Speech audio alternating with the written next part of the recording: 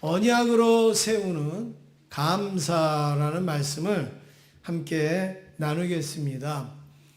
이스라엘 백성들이 광야 생활에서 40년을 지내고 이제 요단강을 건너게 되었습니다. 이제 요단강만 건너가면 가나안 땅에 들어갑니다. 젖과 꿀이 흐르는 가나안으로 들어가게 됩니다. 이제 40년을 이끌고 왔던 모세가 가나안에 들어가지는 못하지만 가나안에 들어가는 이스라엘 백성들을 향하여서 오늘 이 말씀을 전하고 있는데 40년 동안 광야 생활을 되돌아보면서 되새기면서 어떻게 하나님이 우리를 인도하셨는가, 그것을 모세가 지금 알려주는 그런 말씀입니다. 놀랍게도 광야에서 이스라엘 백성들은 아무것도 먹을 게 없었고 입을 게 없었고, 광야라는 건 말은 그냥 그대로 광야예요. 그런데 놀랍게도 이스라엘 백성들은 먹었습니다. 먹고 살았습니다. 그리고 이스라엘 백성들은 또 입고 살았습니다. 옷이 헤어지지도 않고, 그리고 먹을 것이 없어서 힘들지도 않았습니다. 하나님이 하늘에 만나를 내리시고 또 메추라기를 먹게 하시고, 그리고 의복도 헤어지지 아니하고 신발도 닳지 않도록 하나님께서 그렇게 하셨습니다. 이 모든 것이 전부 다 하나님이 베푸신 은혜였습니다. 그래서 모세는 이렇게 광야지만 풍족하게 하신 그 은혜를 이렇게 표현하는데, 풍요 속의 위험을 경고하고 있습니다. 이스라엘 백성들이 40년 동안 정말로 어떻게 보면 풍요롭게 지냈는데, 그 풍요 속의 위험, 풍부함 속의 위험을 경고하면서, 그 풍요 속의 위험을 경고하는 내용이 뭐냐면 감사하라는 거죠. 감사는 은혜를, 하나님이 주신 은혜를 지키는 방패입니다. 그리고 망각은, 잊어버리는 것은 은혜를 무너뜨리는 독이 되는 것입니다. 우리에게 있어서 전부 다 하나님께서 주신 은혜와 감사가 있는데, 이것을 우리가 감사하지 못하면 이게 독이 되는 것이고, 이거를 감사하는 것은 은혜를 지키는 방패가 된다는 사실이죠. 오늘날 우리가 시대를 사는 우리 저와 여러분에게 찾아오는 문제가 뭡니까? 오늘 여러분들이 가지고 있는 문제가 뭐예요? 제가 한 가지 말씀드리겠습니다. 없어서 문제가 생깁니까? 있어서 문제가 생깁니까?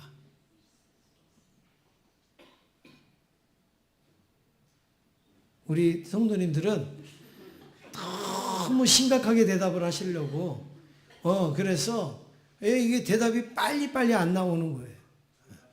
그냥 느껴지는 대로 대답하시면 되는 거예요. 제가 여러분들한테 무슨 골든벨을 하는 것도 아니고, 그리고 어떤 정답을 원하는 것도 아니에요. 그냥 우리가 같이 생각하면서 말씀을 나누자, 어떤 그런 의미로 묻기도 하고 대답도 하는 거예요. 틀려도 창피한 거 없고요, 맞았다고 뭐 상 받는 것도 아니고 그냥 소통하는 겁니다. 제가 다시 묻겠습니다. 오늘날 여러분들에게 찾아오는 문제는 없어서 생기는 문제입니까? 있어서 생기는 문제입니까? 두 가지 다. 예. 네. 이렇게 둘 중에 하나를 물었는데 둘 다 적으면 곤란하죠. 없어서도 생기고 있어서도 생기지만, 여러분 대부분 보면요, 있어서 생기는 문제입니다. 아내가 있어서 문제가 생기잖아요. 남편이 있어서 문제가 생기잖아요. 그렇죠? 자녀가 있어서 문제가 생기고, 또 내가 집이 있어서 문제가 생기고, 이렇죠. 없어서는 아쉽고 불편하고 힘들지만 없어서는 크게 문제가 될 게 없어요. 그런데 있으니까 있는 것 때문에 어려운 거예요. 있는 것 때문에 힘듭니다. 마찬가지입니다. 우리가 하나님 앞에도 없어서 우리가 하나님 앞에 문제가 된다기보다는 있어서 문제되는 게 많이 있어요. 하나님이 주셔서 문제가 되는 게 많이 있다라는 말씀입니다. 이것은 이제 조금 제가 살펴보면서 말씀을 드리겠고요. 하나님은 모세를 통해서 이 감사의 언약을 세우셨습니다. 감사하는 거 우리 약속하자. 감사하는 거 우리 언약하자. 감사하는 거 그냥 너 배부르면 감사하고 배고프면 실망하고 그런 게 아니라 내가 너를 배부르게 해줄 테니까 너희들은 또 그것에 감사해라. 이 언약을 맺자. 이게 바로 하나님과 그 이스라엘 백성들, 더 나아가서 오늘 우리와 하나님과의 그 언약, 이게 바로 감사의 언약입니다.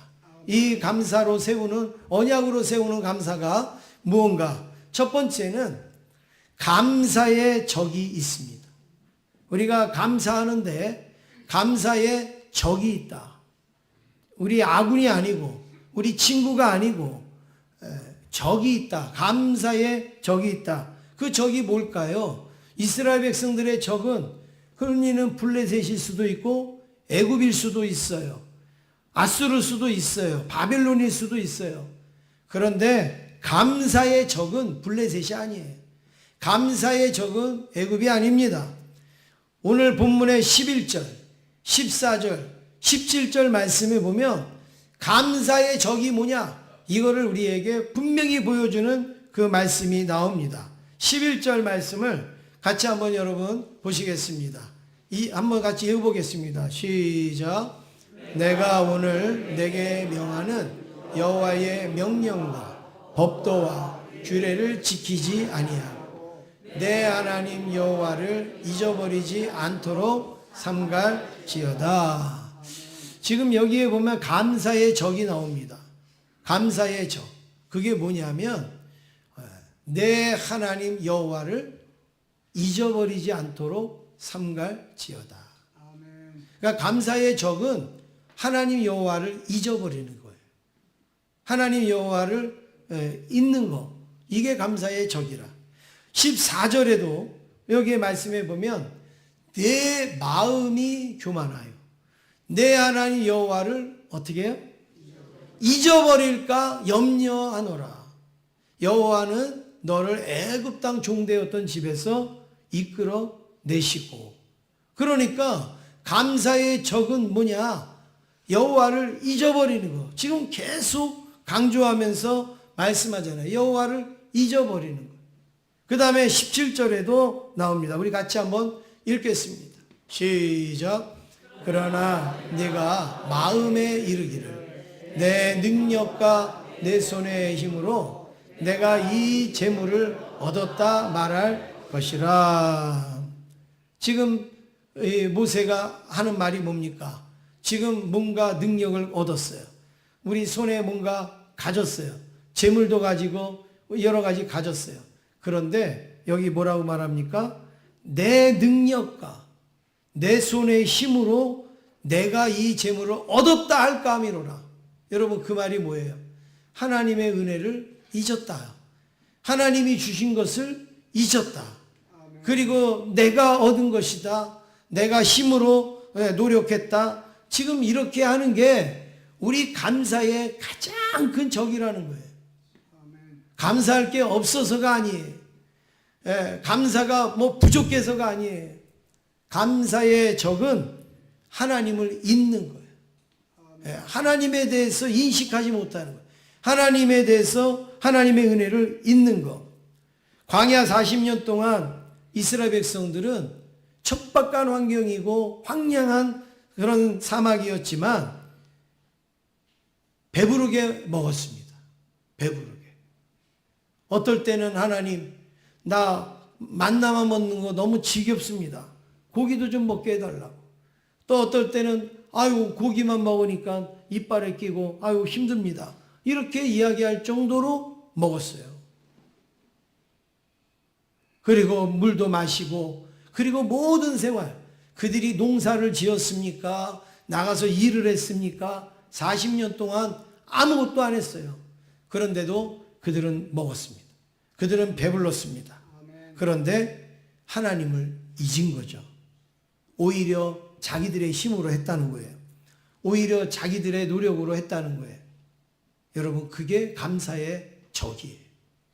근데 이 감사의 적은 적으로서 그냥 남는 게 아니라 교만으로 이어지는 거죠.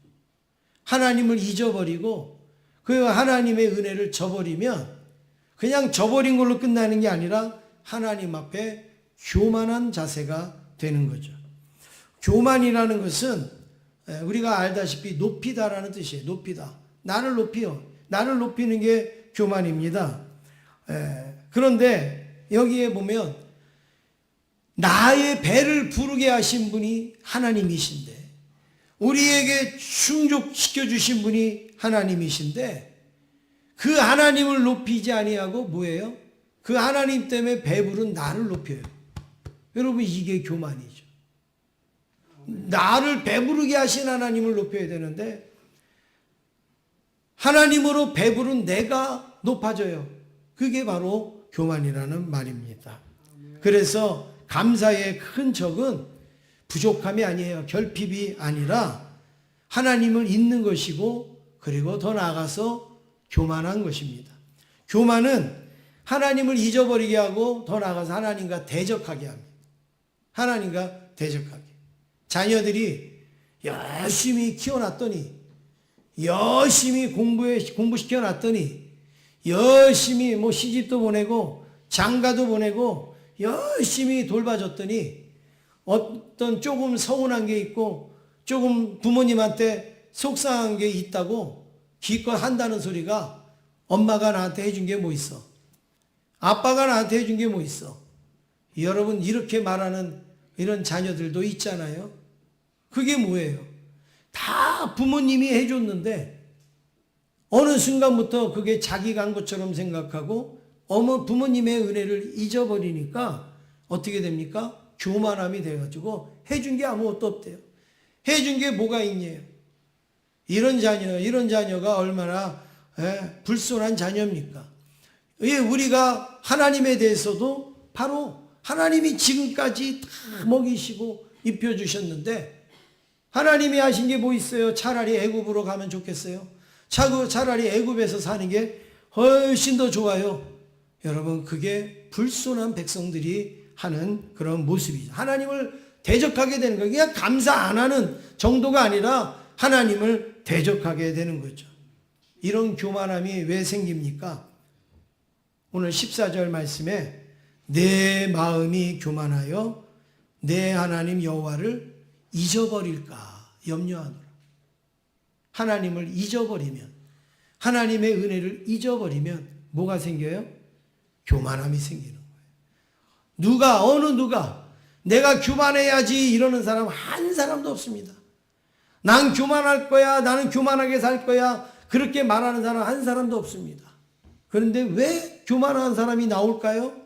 하나님의 은혜를 잊기 때문에, 하나님의 은혜를 놓치기 때문에 교만할 수밖에 없는 것입니다. 그래서 하나님의 은혜를 작은 것이라도 하나씩 늘 생각하고 늘 이렇게 하는 사람은요, 교만할 수가 없어요. 근데 하나님의 은혜를 하나씩 잊어버리는 사람은 그 잊어버리는가 동시에 우리에게 뭐가 싹트느냐? 교만함이 싹 싹트게 되어 있습니다. 올해는 여러분 태풍이라는 게 우리에게 없었어요. 그렇죠? 그래서 어떻게 보면 다행이기도 하고 너무나도 감사하기도 하고, 물론 또 태풍이 없다고 다 좋은 것만은 아니죠. 바다도 순환이 돼야 되고 공기도 순환이 돼야 되고 하는 이런 역할도 우리에게 필요하지만, 그래도 태풍이 있으면 어마어마한 피해들을 우리가 얻지 않습니까? 근데 이 태풍이 아직까지는 없어서 그나마 다행인데, 이 태풍이 오는 과정을 우리가 한번 보면 우리 신앙의 모습하고 비슷한 거예요. 우리 오늘 이 말씀하고 너무나도 비슷한 거예요. 태풍이 어디서 옵니까? 저기 태평양 바다에서 하늘에 조그만 구름 하나가 딱 뜨는 거예요. 그래갖고 그 구름이 싹 떠서 어떻게 합니까? 이제 북태평양 고기압으로 딱 바뀌어가지고, 그리고 이제 북서쪽으로, 그리고 뭐 북동쪽으로 그렇게 싹 이제 올라오는 거죠. 점점 올라오다가 이제 우리 이 동남아나 우리 이제 한반도 주변에 뭐가 있습니까? 그 때로는 저기압이 있을 수도 있고 때로는 고기압이 있을 수도 있는데, 이 태평양에서 올라오는 이 태풍, 조그만 요 소형 태풍이 이 이제 내륙을 만나면서 고기압과 저기압하고 딱 충돌하는 동시에 어마어마한 태풍, 강풍으로 바뀌게 되는 거죠. 그래서 그전에는 눈도 별로 안 보이다가 이제 이 내륙으로 접근을 하면서 뚜렷한 눈이 생기고, 그리고 이제 돌풍을 동반한 뭐 비바람이 막 쏟아지는 것이 그게 태풍이 아니겠습니까? 처음부터 그렇게 나타나는 태풍은 없어요. 처음에는 조그만 구름, 처음에는 뭐 이렇게 한 그런 비바람, 그런데 이게 점점 오면서 이 구름하고 만나고 저 구름하고 만나고 이 고기압 저기 고기압하고 막 만나면서 어떻게 해요? 세력을 확장한다. 일기예보 때 여러분 많이 듣는 거잖아요. 그래서 이제 오면 정말로 막 집도 삼키고 강물도 넘치게 하고 뭐 막 지붕도 날아가게 하고 이런 어마어마한 태풍으로 바뀌지 않습니까? 우리 신앙도 똑같다. 처음에는 하나님의 은혜 한 가지 잊어버려. 또 하나님의 은혜 한 가지 잊어버려. 그거 뭐 아무것도 아니에요. 하나님이 주신 은혜가 10가지, 또 50가지, 100가지도 더 되는데 하나 잊어버리는 거, 그거 뭔 문제예요? 둘 잊어버리는 거, 뭐가 문제겠어요? 그런데 그게 하나, 둘 잊어버리다가 보면 어떻게 돼요? 점점 교만으로 세력이 확장이 되는 거예요. 점점 하나님을 대적하게 되어지는 거예요. 그래서 그게 어떻게 해요? 대형 태풍처럼 우리의 신앙에 아주 대형 문제를 일으키게 되는 거죠. 대형 그 사건을 터뜨리게 되는 것입니다. 처음에는 교만한 게 아니라 하나님을 하나씩 잊어버리다가 어느 날 나의 의의하고 이 하나님을 잊어버리는 거하고 딱 만나는 거예요. 그러면 나의 의의와 하나님의 은혜를 잊어버리면 어떻게 됩니까? 그게 나의 교만으로 나타나는 거죠. 그래가지고 감당할 수 없는 그런 어떤 사건을 우리는 만들게 되고 신앙이 병들고 그리고 신앙이 무너지고, 그래서 우리의 이 적으로서 나타나는 모습입니다. 잊어버리는 것이 감사의 적이기 때문에 이처럼 모세는 은혜를 잊지 말라. 은혜를 잊지 말라. 하나님의 은혜를 잊지 말라. 하나님의 은혜를 잊지 말고 맨날 나팔불라. 하나님의 은혜를 잊지 말고 맨날 떠들어라. 그런 말씀이 아니에요. 하나님이 뭐 그거 듣고 싶어서 그러시는 분이 아니라 하나님의 은혜를 잊으면 적이 된다고요. 적이 된다고. 우리가 교만하여서 하나님을 대적하게 된다고요. 그래서 하나님이 은혜를 잊지 말라. 모세도 이 신명기에서 14번이나 하나님의 은혜를 잊지 말라. 하나님의 은혜를 잊지 말라. 이렇게 말하고 있습니다. 사랑하는 성도 여러분, 오늘 우리도 마찬가지입니다. 건강이 회복되면 기도의 제목이 사라져버려요. 사업이 잘 되면 감사가 끊겨버려요. 이상하죠? 내가 아플 때는 하나님 앞에 그게 기도의 제목이더니, 그래서 기도하더니 아픔이 나으니까 기도 제목이 사라지고 기도가 사라져요. 사업이 잘 될 때는 감사하더니, 사업이 어려울 때는 감사하더니 사업이 잘 되니까 감사가 그쳐져요. 감사의 반대말은 불평이 아닙니다. 원망이 아닙니다. 감사의 반대는 망각입니다. 잊어버리는 거예요. 하나님의 은혜를 잊는 거예요. 그래서 감사는 기억에서부터 시작하는 거고 망각은 교만에서 그치게 되는 거죠. 우리 옆에 있는 분하고 인사하시겠습니다. 감사의 적은 있는 것입니다. 우리 인사하겠습니다. 예, 두 번째는 하나님을 기억합니다. 그러면 우리가 잊지 말고 하나님을 기억해야 되는데 이스라엘 백성들이 광야 생활에 여러분 굶었습니까? 먹었습니까? 먹었어요. 벗었습니까? 입었습니까? 입었습니다. 근데 그 정도가 아니라 배부를 정도로 풍성할 정도로 그렇게 먹었는데 10절, 12절, 13절만 봐도 얼마나 먹고 배불렀는지가 잘 나옵니다. 우리 10절 한번 보시면 여기 이렇게 말하죠. 내가 먹어서 배부르고 뭐해서 배부르다고요? 먹어서 배부르고. 우리 가끔 그런 말 많이 듣잖아요. 나 먹는 것도 없는데 그러죠. 먹는 것도 없는데 근데 여러분 진짜 맞아요? 그게? 네. 저는요 먹는 대로 늘어나던데요. 안 먹으면 안 먹는 대로 줄어들던데요. 네. 먹어야 배부르는 거예요.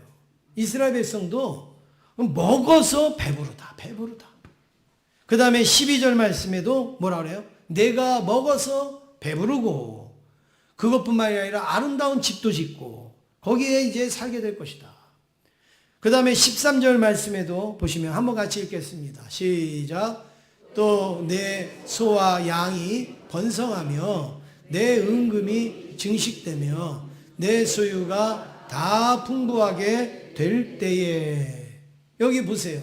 먹는 것뿐만이 아니라 소도 번성하고 양도 번성하고 은금이 풍성하고 그리고 내 소유가 다 풍부해졌다. 이게 이스라엘 백성들의 지금 상황입니다. 다 좋아진 거예요. 다 좋아진 거예요. 그런데 배부르다라는 의미는 포만감을 말하는 게 아니에요. 단순히 아우 배부르다, 잘 먹었다 그게 아니라 충만하게 만족하여 평안과 안식의 상태를 나타내는 말이 배부르다 이거예요. 충만하게 만족하여서 평안과 안식의 상태에 이르게 되어 내가 생활하는데 아무 문제 없어요. 살아가는데 아무 문제 없어요. 여러분 이것을 배부르다라고 말하는데 진정한 감사는 배부르서 감사하는 게 아니에요. 배불러서 감사하는 거는요. 저기 밖에 있는 분들도 하는 거예요. 저기 예수 안 믿는 사람들도 다 배부르면 감사하다 그러는 거예요. 잘 먹었으면 감사하다라고 말하지 않습니까? 그런데 우리는 무엇이냐? 배불러서 감사한 게 아니라 배부르게 하신 하나님 때문에 감사한 거예요. 감사의 대상은 양식이 아니라 양식을 주신 하나님이 감사합니다. 평안이 아니라 평안을 주신 하나님이 감사합니다. 응답이 아니라 응답을 주신 하나님이기 때문에 우리는 감사하는 거죠. 지난 한 주간 동안 우리가 특세를 지냈는데 이 특세에 나오셔서 열심히 여러분들이 또 말씀 듣고 기도하셨는데 제가 그 특세 중에 이런 말씀 드린 적이 있어요. 감사에는 3종 세트가 있다. 우리가 감사하는 것에는 3종 세트가 있다. 그렇죠 여러분? 3종 세트가 뭐예요? 첫 번째가 감사하는 마음이 있어야 돼요. 그렇죠. 감사하는 마음. 그 다음에 두 번째는 뭐예요? 두 번째는 뭐예요? 그렇죠. 감사하는 말을 해야 된다. 감사하다고 말을 해야죠. 그 다음에 세 번째는 뭐예요? 감사의 표현. 이게 감사의 3종 세트라고 말씀드렸습니다. 이스라엘 백성들이 먹고 배불러요. 그리고 이렇게 모든 것이 잘 됐어요. 그러면 감사 3종 세트가 있어야죠. 감사하다 마음을 갖고 그리고 감사합니다라고 말을 하고 그리고 하나님 앞에 이 감사한 것을 표현하는 이 일이 있을 때 바로 우리가 하나님을 잊지 않고 그리고 먹어서가 아니라 그걸 주신 하나님 앞에 감사하는 거죠. 감사는 무엇을 가졌느냐 보다는 누가 주셨느냐가 중요한 거예요. 무엇을 얻었느냐, 무엇을 누리느냐 이거보다는 우리가 대학교를 갔느냐, 왜 우리가 뭔가 응답을 얻었느냐, 이거보다 더 중요한 게 누가 주셨느냐 이거예요. 누가 주셨어요? 하나님이 주셨어요. 그래서 하나님이 주신 것을 인정하고 하나님이 주신 것에 대해서 감사로 반응하는 게 바로 우리의 감사입니다. 마지막으로 세 번째, 언약이 감사의 본질입니다. 우리의 감사가 여러분 세상에 그냥 흔한 그런 감사 되지 않기를 원합니다. 우리의 감사는 좀 고차원적이고 그리고 아주 성숙하고 장성한 그런 감사가 되기를 원하는데, 그게 뭐냐면 언약이 감사의 본질이라는 거예요. 언약이 하나님이 약속하신 대로 이루어 주신 것이기 때문에 감사한 거예요.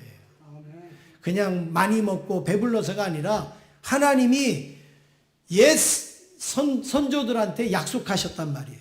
하나님이 가나안 땅을 주시겠다. 하나님이 또 여러 가지 땅을 주시겠다. 뭘 하나님께서 분배해 주시겠다. 정복하게 해 주셨다. 약속했잖아요. 근데 그것을 하나님이 이루셨단 말이에요. 약속을 지키셨단 말이에요. 그래서 우리가 감사한 거예요. 한번 그게 어떻게 지켜졌는가 살펴보겠습니다. 18절 말씀 같이 읽겠습니다. 18절입니다. 시작. 내 하나님 여호와를 기억하라. 그가 내게 재물 얻을 능력을 주셨음이라. 이같이 하심은 내 조상들에게 맹세하신 언약을 오늘과 같이 이루려 하심이니라. 예. 하나님께서 이렇게 너희들에게 재물 얻을 능력을 주신 이유는 뭐냐면 조상들에게 언약하신 것을 이루게 하심이라. 예, 이루게 하심이라. 그래서 여기 기억하라는 이 말은 단순히 과거를 떠올리라는 그런 말이 아니라, 이 유대인들의 사상에서 기억은 행동을 수반하는 신앙적 행위라는, 이게 말이 좀 어려울 수 있지만 행동을 수반하는 신앙적인 행위. 하나님을 기억하는 자는 그분의 뜻대로 살아갈 수밖에 없는 것을 말하고 있습니다. 그래서 신명기 이 8장에 보면 감사는 단순한 경제 윤리가 아닙니다. 언약적인 문제입니다. 언약적인 문제. 좋아서 고마워서 감사하는 게 아니라 하나님과의 언약이 이루어졌으니까, 성취되어졌기 때문에 감사한 것이죠. 하나님을 기억하는 사람은 항상 하나님을 기억하기 때문에 어디를 가든지 무슨 일을 하든지 하나님 중심으로 삽니다. 오늘 예배를 드릴 때도 내가 편하냐, 내가 뭐 좋으냐, 여러분 그게 아니에요. 하나님 앞에 하나님의 언약을 생각하는 사람은 하나님께서 기뻐하시는 예배냐, 하나님께서 받으시는 예배나, 하나님께서 흠양하시는 예배냐, 이걸 보는 거예요. 우리의 경제관도 마찬가지입니다. 우리가 어떤 물질을 얻고 물질을 나누고 그렇게 할 때도 이게 하나님께서 어떻게 쓰기를 원하시고 어떻게 사용하기를 원하시는가, 그거를 갖는 거예요. 이게 바로 이 감사의 본질인데, 광야에서도 이스라엘 백성들이 하나님의 약속을 믿었잖아요. 아브라함에게 했던 약속, 이삭에게 했던 약속, 야곱에게 했던 약속을 믿었어요. 그런데 믿고 가니까 어떻게 됐어요? 하나님이 그대로 이루어졌어요. 40년 동안을 배부르게 하고, 그리고 이제는 어디로 가게 했어요? 가나안 땅에 들어갈 수 있도록 하셨단 말입니다. 그래서 여러분, 하나님이 약속하신 대로 이루어 주셨구나, 이렇게 여길 때 감사하는 거예요. 그러므로 하나님과의 언약을 잘 우리가 기억하고, 이 기억하다라는 말은 단순히 생각하다, 기억하다가 아니라 구약에서 기억하라고 말하는 것은 기억하고 행동하는 언약적 개념입니다. 기억하고 행동하는 언약적 개념. 이렇게 말씀드리면 여러분이 와닿지 않을 테니까 제가 실예를 들어서 몇 가지 말씀을 드리겠습니다. 어떤 걸 언약하셨고 어떤 걸 이루셨는가? 하나님이 약속하신 대로 이루어 주시는 거예요. 하나님이 약속하신 대로 이행하시는 거예요. 창세기 8장 1절 말씀에 보면 여기 보면 하나님이 노아를 통해서 홍수 심판을 하는 장면이 나오는 거예요. 여기 하나님이 노아와 그 가족들과 함께 방주를 만들려고 해서 방주 안에 다 들어갔더니 비가 막 억수같이 40일 동안을 쏟아져서 이제 온 땅이 다 잠기게 됐어요. 그래서 이제 방주가 싹 떴어요. 얼마나 감사합니까? 근데 여러분 더 문제가 뭐예요? 이 물이 언제 빠질지 모르고, 그렇죠? 언제 방주가 내려갈지 모르고, 언제 우리가 육지에 가서 살아야 될지 아무것도 모르는 거예요. 그건 노아가 할 수 없는 거예요. 그런데 여기 말씀에 보시면 무슨 말씀이 있느냐? 하나님이 노아와 그와 함께 방주에 있는 모든 들짐승과 가축을 뭐 했어요? 기억하사. 먹고 살다가 보니까 저 방주에 있는 거 잊어버렸네. 내가 불 끄는 거 잊어버렸네. 여러분, 그게 아니에요. 하나님이 노아에게 주신 언약이 있잖아요. 너 방주를 만들어, 그러면 내가 구원해 줄게. 이 하나님이 언약을 주셨단 말이에요. 그걸 하나님은 계속 기억한단 말이에요. 노아는 잊어버릴 수 있어요. 그렇지만 하나님은 그걸 계속 기억해서 어떻게 해요? 물을 그치게 하시고, 여기 뒤에 말씀에 보면 뭐라고 하고 있습니까? 기억하사 하나님이, 다시 한번 보여주세요. 하나님이 바람을 땅 위에 불게 하심에 물이 어떻게 됐다고요? 줄어들었다. 그래서 결국에는 방주가 내려앉을 수 있도록 하나님께서 하신 거예요. 뭐 하셔서요? 기억하사. 뭘 기억해요? 언약을 기억해서. 하나님이 하신 언약을 기억해서. 그거는 하나님만 기억하는 게 아니라 노아도 기억해야 되고 우리도 기억해야 되는 거예요. 그래서 홍수를 그치신 거예요. 그 다음에 창세기 19장 29절에 보면 아브라함이 나옵니다. 여기 아브라함이 이제 그 롯하고 이제 나갔죠. 그래서 갈대아 우르에서 롯을 데리고 하나님이 가라고 하는 땅으로 갔어요. 그리고서 이제 이 롯 보고 네가 갖고 싶은 땅 가져라. 네가 동하면 나는 서하고 네가 서하면 나는 동한다 그랬더니 이 롯이 좋은 땅을 가졌어요. 근데 거기 가서 잘 살아야 되는데 잘 살지 않고 대충 살다가 이제 주변에 있는 나라들한테 어려운 일을 당해서 끌려갔단 말이에요. 그 소식을 아브라함이 듣고 야, 우리 롯을 구해야지. 그리고 막 군사를 데리고 가서 롯을 구출해 옵니다. 아브라함이 무슨 힘이 있어요? 아브라함은 쌈쟁이도 아니고 군사도 없어요. 종들 318명 데리고 가서 어떻게 데리고 올 수 있습니까? 근데 그 데리고 올 수 있었던 이유가 이 창세기 19장 29절에 나옵니다. 그 뒤에 보면 이렇게 말합니다.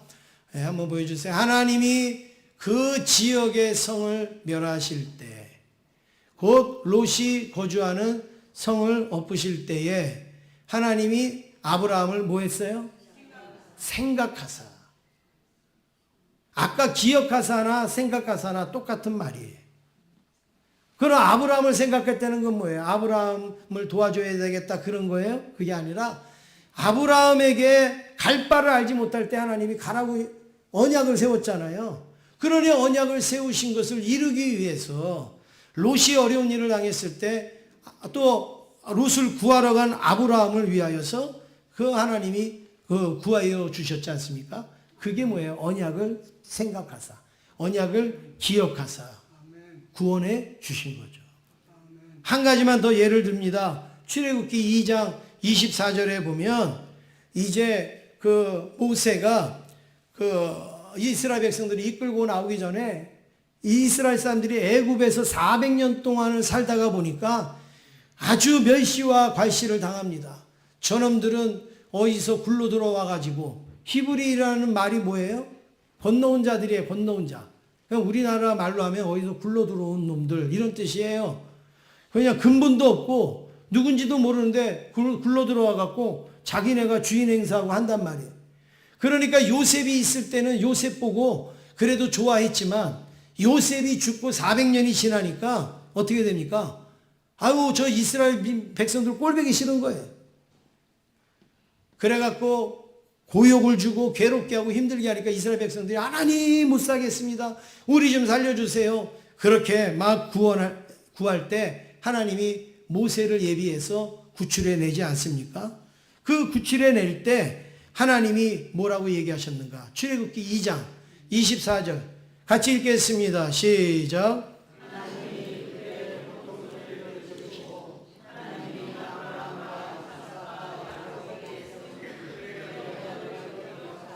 예, 아브라함과 이삭과 야곱에게 세운 뭘 기억했다고요? 그의 언약을 기억하사. 그냥 불쌍해서가 아니에요. 그냥 정의에 끌려서가 아니라 언약을 기억하사. 그러니까 하나님이 우리에게 풍성한 걸 주시고 도와주시고 구하시고 살려주시는 것은 하나님이 약속하신 것을 기억해서. 그러면 우리가 하나님 앞에 감사하는 것도 어떻게 감사하는 거예요? 뭔가가 있어서 감사하는 게 아니라 하나님이 우리에게 약속해 주셨고 약속대로 이루어 주시기 때문에 그 언약을 이루신 하나님 앞에 감사한다는 말입니다. 하나님과의 언약을 지키면 하나님은 반드시 응답하시고 이루어 주십니다. 다음 주에는 추수감사주일로 우리가 드리는데 한 해 동안 정말로 하나님께서 우리에게 많은 것도 주셨고 은혜도 주셔서 그래서 배불러서도 감사하겠지만 여러분 뭐예요? 하나님이 우리에게 언약을 주시고 그 언약대로 이루신 것에 우리가 언약을 지키면서 감사할 수 있기를 주의 이름으로 축원합니다. 옆에 있는 분하고 인사하겠습니다. 감사는 약속입니다. 인사하겠습니다. 반대쪽에 있는 분하고 인사하겠습니다. 감사는 약속입니다.